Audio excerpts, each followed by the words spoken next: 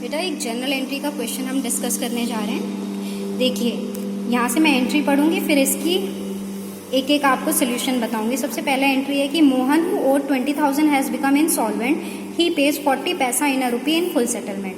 ठीक है, तो 40 पैसा ऑफ 20,000 विल बी 8,000, तो 8,000 आपको मिलेगा और बाकी जो 12,000 है वो आपका बेड डेट्स हो जाएगा। तो इसकी एंट्री क्या होगी?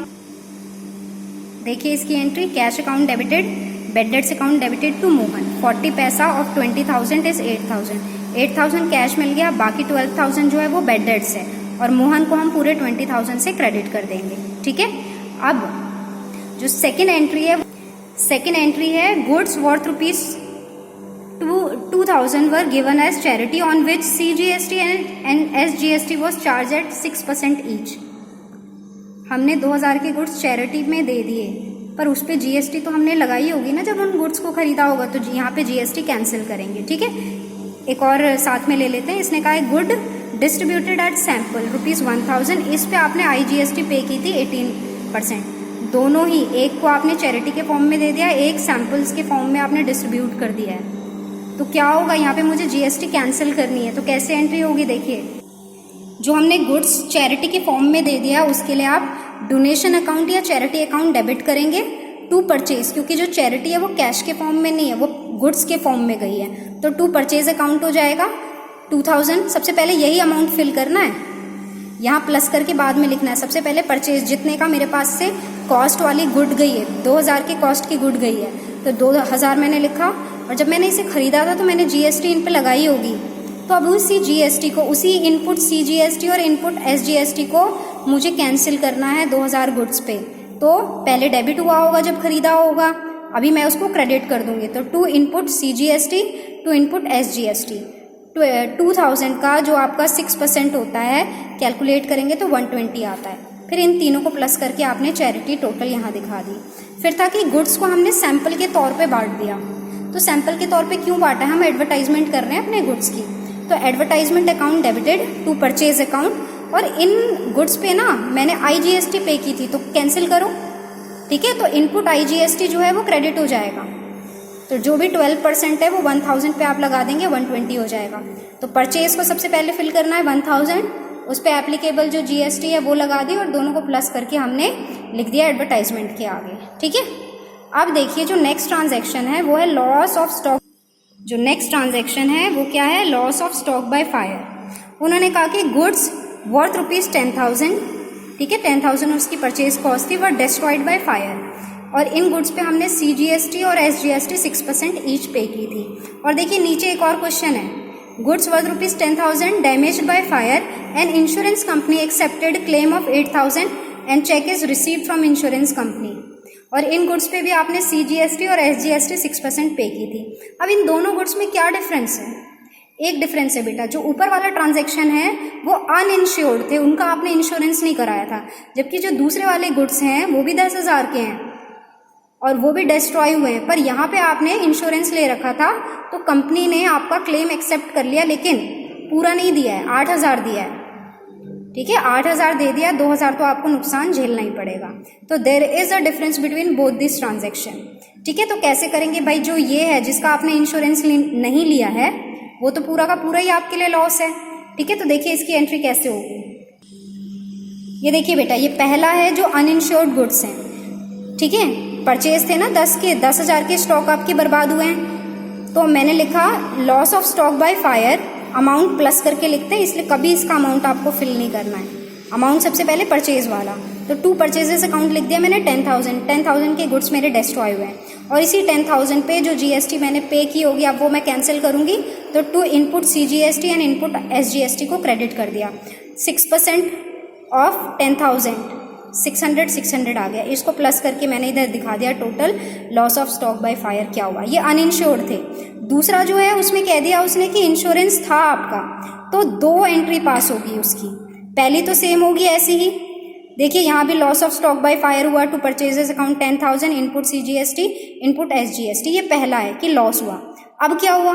अब मैं जाऊंगी कंपनी के पास पैसा मांगने, क्लेम मांगने। ठीक है, तो देखिए क्लेम अगर मुझे पूरे 10,000 का मिल गया होता तो ये PNL अकाउंट डेबिट नहीं होता, तो सीधे होता bank account debited to insurance company. पर यहाँ पे आपको फुल क्लेम नहीं मिला, कंपनी ने आपको सिर्फ 8,000 का ही क्लेम दिया है, तो ठीक है, बैंक के आगे 8,000 क्लेम लिख दिया। और जो 2,000 का जो मेरा एक्चुअल लॉस हुआ था ये GST अमाउंट प्लस करके है, ठीक है ना। 2,000 के गुड्स पे जो आपका लॉस हुआ है 600 + 600, उसे आप प्लस करेंगे तो 3200 आता है। तो ये जो 3200 मेरा लॉस हुआ है वो मैंने PNL अकाउंट में डेबिट कर दिया है और इंश्योरेंस कंपनी को क्रेडिट कर दिया है, क्योंकि मेरा फ़ायदा हो गया, मेरा जो एक्चुअल नुकसान था वो इंश्योरेंस कंपनी ने बियर कर लिया। तो इसका 2 स्टेजेस में ध्यान रखिएगा, जब भी आपके गुड्स इंश्योर्ड होंगे तो 2 स्टेजेस में एंट्री होगी, पहली लॉस की और दूसरे क्लेम की, ठीक है। अब तीसरा एंट्री देख लेते हैं, मतलब 6th एंट्री क्या है। 6th कहता है sold household furniture for 15,000 and invested that money into business. Simple सी बात है, आपने घर में कुछ भी बेचा हो, वो पैसा आप बिजनेस में लेके आओगे तो उसे कैपिटल ही मानी जाएगी। तो इसकी क्या एंट्री होनी चाहिए, बिजनेस में पैसा आ रहा है तो cash account debited to capital account 15,000, ठीक है।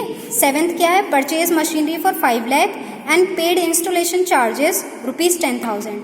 अब आप ये ध्यान रखिएगा, कोई भी चीज़ जब आप नई खरीदते हो और उसको इंस्टॉल कराने के लिए, उसको वर्किंग कंडीशन में लाने के लिए जो भी एक्सपेंसेस किए जाते हैं वो उसकी कॉस्ट में ही जुड़ जाते हैं। तो यानी कि यहाँ पे मशीनरी जो है वो 5 लाख की ना मान के 5,10,000 की मानी जाएगी, ठीक है, क्योंकि ये कैपिटल एक्सपेंस है, ये इसी में ऐड हो जाता है। तो देखिए एंट्री क्या होगी, मशीनरी अकाउंट डेबिटेड 5,10,000, फिर इस पे आप CGST SGST लगा दीजिए 6% और आपके पास से टोटल कितना कैश गया वो, ठीक है।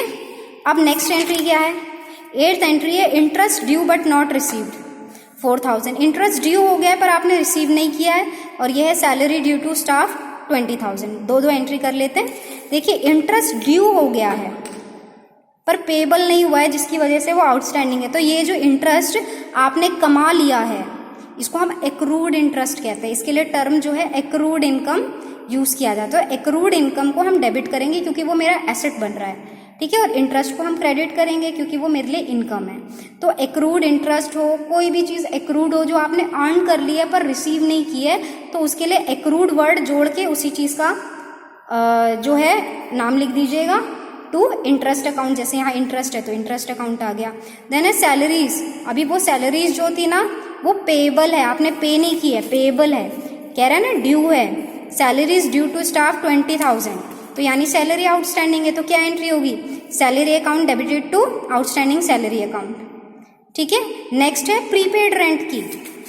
10th जो है वो कहता है out of the rent paid this year 2,000 relate to next year. मैंने आपको इसकी 2 एंट्री करके बताई थी, ठीक है।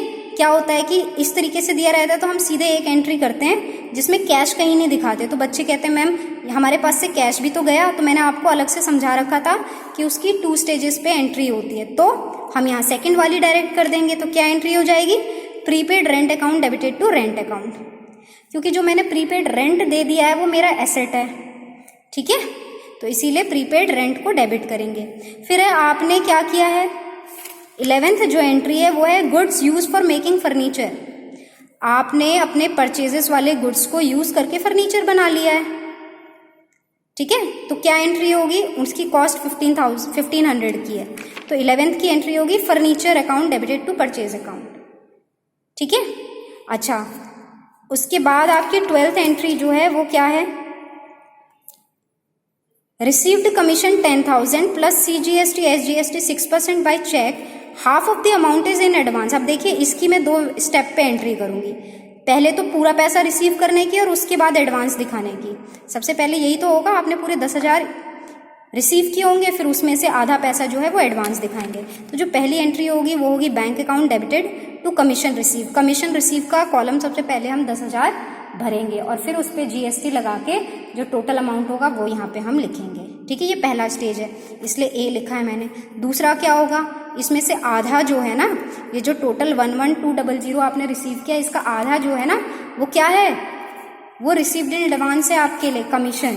तो फिर कमीशन रिसीव्ड इन एडवांस आपकी लाइबिलिटी है, आपने उसे कमाया नहीं है, तो commission received account debited to commission received in advance 11,200 का आधा कर देंगे तो 5,600 आएगा, ठीक है। तो ये कुछ नई जनरल एंट्री है जो आपके साथ मैंने आज डिस्कस की है।